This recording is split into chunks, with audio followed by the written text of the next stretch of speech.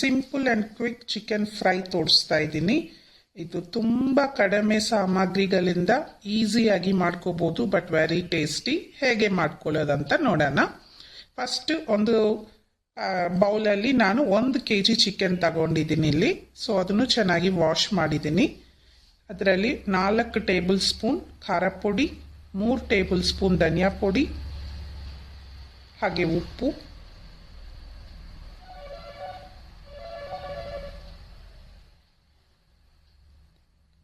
ಶುಂಠಿ ಬೆಳ್ಳುಳ್ಳಿ paste 2 tea spoon,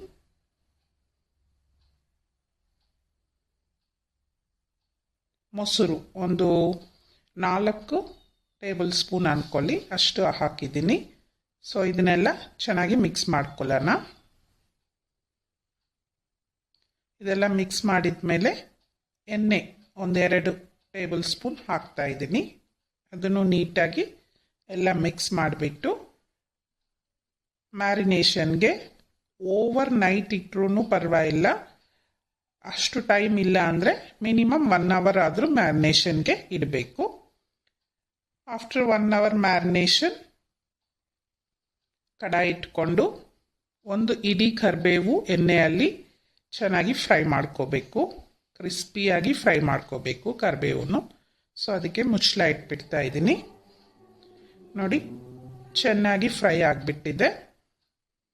so ಇದರಲ್ಲಿ ಅರ್ಧ ಒಂದು ಪ್ಲೇಟ್ಗೆ ತೆಕ್ಕೊಂಡು ಇಟ್ಬಿಡೋಣ. ಆಮೇಲೆ ಗಾರ್ನಿಷಿಂಗ್ಗೆ ಯೂಸ್ ಮಾಡ್ಕೋಬೋದು. ಸೊ ಅದಕ್ಕೆ ನಾನು ಅರ್ಧ ಸೈಡ್ಗೆ ಇಟ್ಬಿಡ್ತಾ ಇದ್ದೀನಿ. ಸೊ ಇದು ಒಂದು ಸೈಡ್ಗೆ ಇಟ್ಕೊಂಡು ಇವಾಗ ಅದೇ ಕಡಾಯಲ್ಲಿ ನಾವು ಮ್ಯಾರಿನೇಟ್ ಮಾಡಿದ ಚಿಕನ್ ಮಿಶ್ರಮಾನೆ ಇದಕ್ಕೂ ಹಾಕ್ಬಿಟ್ಟು ಚೆನ್ನಾಗಿ ಮೀಡಿಯಮ್ ಫ್ಲೇಮಲ್ಲಿ ಒಂದು 5 ನಿಮಿಷ ಮಿಕ್ಸ್ ಮಾಡ್ತಾ ಫ್ರೈ ಮಾಡ್ಕೋಬೇಕು. ಸೂಪರ್ ಯಮ್ಮಿ ಆಗಿರುತ್ತೆ, ಬೇಗ ಆಗತ್ತೆ, ಜಾಸ್ತಿ ಮಸಾಲೆಗಳು ಏನೂ ಇಲ್ಲ, ಹೆಲ್ದಿ ಆಪ್ಷನ್ ಇದು. ಡೈಟಲ್ಲಿ ಇರೋರು ತಿನ್ಬೋದು. ಸೊ ಟ್ರೈ ಮಾಡಿ ನೋಡಿ. ಸೊ ಈ ಥರ ಮಿಕ್ಸ್ ಮಾಡ್ತಾ ಇರಬೇಕು. ಸೊ ಒಂದು 5 ನಿಮಿಷ ಈ ಥರ ಮಿಕ್ಸ್ ಮಾಡ್ತಾ ಇದ್ದರೆ 1 ಡ್ರಾಪ್ ನೀರೂ ಹಾಕೋದು ಬೇಡ. ಬೆರು ಅದೇ ಮೊಸರಲ್ಲಿ ನಾವೇ ಹಾಕಿರೋ ಎಣ್ಣೆಯಲ್ಲೇ ಇದು ಫ್ರೈ ಆಗಿಬಿಡತ್ತೆ, ಚೆನ್ನಾಗಿ ಬಾಯ್ಲ್ ಆಗುತ್ತೆ. 5 ನಿಮಿಷ ಫ್ರೈ ಮಾಡಿದ ಮೇಲೆ ಲೋ ಫ್ಲೇಮಲ್ಲಿ ಇಟ್ಬಿಟ್ಟು ಮುಚ್ಚಳ ಇಟ್ಬಿಟ್ಟು ಮತ್ತೊಂದು 10 ನಿಮಿಷ ಬಿಟ್ಬಿಡಿ. ನೋಡಿ, ಇನ್ನೂ ನೀರು ಇದೆ. ಸೊ ಇದೇ ಮಿಶ್ರಮದಲ್ಲಿ ಇದೇ ಮೊಸರು ಇದರಲ್ಲೇ ಅದು ಫ್ರೈ ಆಗಬೇಕು ಚೆನ್ನಾಗಿ. ಸುಮಾರು 1/4 ಗಂಟೆವರೆಗೂ ನಾವು ಮುಚ್ಚಳ ಇಟ್ಬಿಟ್ಟು ಇದನ್ನು ಬೇಯಿಸಿದ್ದೀವಿ. ಆಮೇಲೆ ನೋಡಿದರೆ ನೋಡಿ, ನೀರಿನ ಅಂಶ ಎಲ್ಲ ಹೋಗ್ಬಿಟ್ಟು ಎಣ್ಣೆ ಕಾಣ್ತಾ ಇದೆ. ಇವಾಗ ಲೋ ಫ್ಲೇಮಲ್ಲಿ ಇಟ್ಕೊಂಡ್ಬಿಟ್ಟು ಒಂದು ಸ್ವಲ್ಪ ಹೊತ್ತು ಮತ್ತೆ ಫ್ರೈ ಮಾಡೋಣ. ಸ್ವಲ್ಪ ಡ್ರೈ ಆಗಿ ಬೇಕು ಅನ್ನೋರು ಇನ್ನೂ ಸ್ವಲ್ಪ ಫ್ರೈ ಮಾಡ್ಕೋಬೋದು.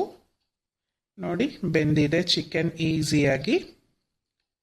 ಸೊ ನಾನು ಇವಾಗ ಫುಲ್ ಫ್ಲೇಮಲ್ಲಿ ಇಟ್ಬಿಟ್ಟು ಇನ್ನೂ ಡ್ರೈ ಆಗಿ ಬೇಕಂತ ಫ್ರೈ ಮಾಡ್ತಾ ಇದ್ದೀನಿ.